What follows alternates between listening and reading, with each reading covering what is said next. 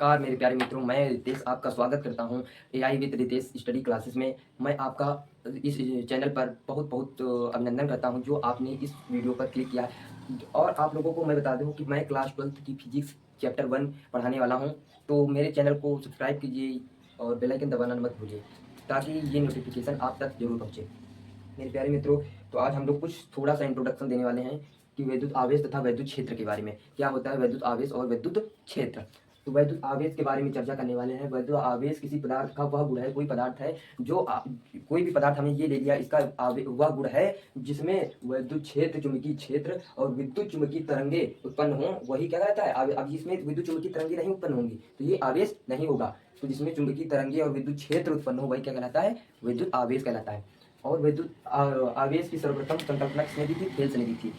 और Benjamin Franklin ने आवेश को सिर्फ क्या बताया था, दो प्रकार का बताया था, एक धनावेश और एक ऋणावेश। धनावेश को हम लोग पॉजिटिव कहते हैं और नंबर 2 पे आता है ऋणावेश। ऋणावेश को नेगेटिव से प्रदर्शित करते हैं। अब उसके आगे हम लोग जानेंगे वैद्युत क्षेत्र कि वैद्युत क्षेत्र क्या होता है। ऐसा क्षेत्र आवेश, हाँ ये ऐसा क्षेत्र जो आवेशों के मध्य बल का अनुभव कराता है। कोई क्षेत्र, हमने कोई क्षेत्र ले लिया, इसमें ये क्षेत्र ले लिया हम लोगों ने और इसमें बल का अनुभव मतलब एफ का अनुभव कराए, वही क्या कहलाता है, विद्युत क्षेत्र कहलाता है।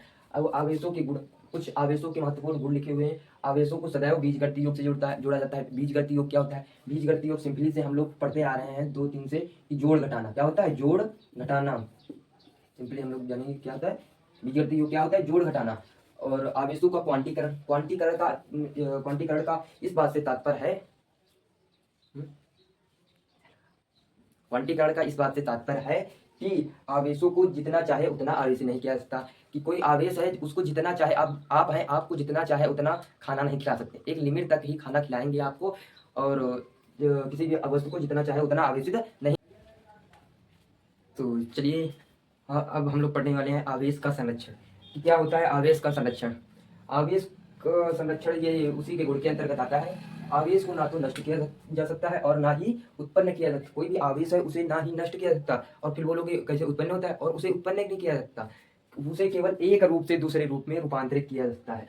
ये आवेश है, आवेश को ना तो ये नष्ट किया जा सकता है और ना ही इसे फिर से प्रिपरेशन किया जा सकता। आवेश को केवल एक रूप से दूसरे रूप में रूपांतरित किया जा सकता।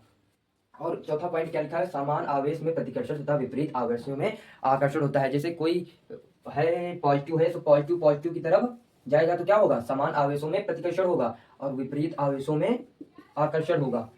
जो समान आवेश है उनमें क्या होगा, प्रतिकर्षण होगा, और जो विपरीत आवेश है उनमें आकर्षण होगा। अब हम लोग बहुत इंपॉर्टेंट को ये पढ़ने जा रहे हैं, कूलाम का नियम। जो सिद्धांत है उस किसने दिया, कूलाम ने दिया। कूलाम एक वैज्ञानिक है जिनका नाम है, जिन्होंने अपनी सिद्धांत पर अपना नियम दिया, जिसे कहते हैं कूलाम का नियम। क्या होता है कूलाम का नियम, बहुत ही इंपॉर्टेंट पूछा जाने वाला, 2-3 नंबर में पूछा जाने वाला प्रश्न है। तो हम लोग कूलाम के नियम के बारे में चर्चा करने में, किसी किन्हीं दो आवेशों के मध्य, कोई भी दो आवेश हैं उनके मध्य लगने वाला आकर्षण अथवा प्रतिकर्षण बल आवेशों के गुणनफल के अनुक्रमानुपाती तथा उनके बीच के दूरी के वर्ग के क्रमानुपाती। किन्हीं दो आवेश हमने लिया, दो आवेशों के मध्य, अब इनके मध्य जो लगेगा बल वो क्या कहलाता है, आकर्षण अथवा प्रतिकर्षण। और आवेशों के गुणनफल के जो गुणनफल होगा उनके अनुदिश ही यह कार्य करेगा, कौन, कूलाम का नियम। तो ये फॉर्मूला है F बराबर 1/4 T1 Q2 R square. R square ये न्यूटन इसका मात्रक है। और ये एक फॉर्मूला होता है जिसमें यहाँ पर लिखेंगे निर्वात में रखे, यहाँ पर लिख देंगे निर्वात में, निर्वात में यदि है तो क्या होगा, के लग जाएगा, के मतलब निर्वात।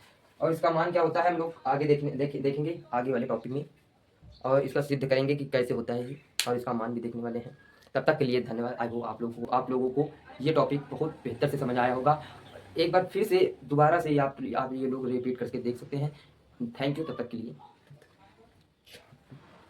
सबको लगता है।